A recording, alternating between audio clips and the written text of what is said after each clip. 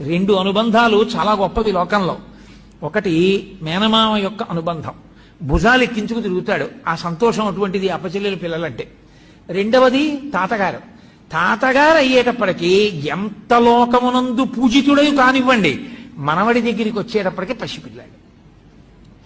ఆ మనవణ్ణి వాడిని పక్కన పెట్టుకుని పడుకుని, వాడు వృద్ధిలోకి వస్తుంటే వాడిని చూసుకుని పొంగిపోయి, తను పూజ చేసుకునేటప్పుడు ఎవ్వరూ రావడానికి వీల్లేదని ఒక్క మాట మాట్లాడకుండా తలుపు వేసుకు పూజ చేసుకునే తాతగారు, మనవడు పుట్టిన తర్వాత వాడు మెల్లిగా తలుపు తీసుకుని పాక్కుంటూ గడప దాటి వచ్చేస్తుంటే తను గాయత్రి చేసుకుంటూ ఎవడరా పక్కన పాకుతున్నాడని ఇలా చూసి వాణ్ణి తీసి ఇలా ఒళ్ళో కూర్చోబెట్టుకుని గట్టిగా పట్టుకుని గాయత్రి చేసుకుంటూ పొంగిపోతాడు తప్ప వీణ్ణి తీసేయండి ఇక్కడి నుంచి అంటాం. తాతలకు తాముద్దు తాను అబ్బాయి, అది లోకంలో ఉన్నటువంటి అనుబంధం.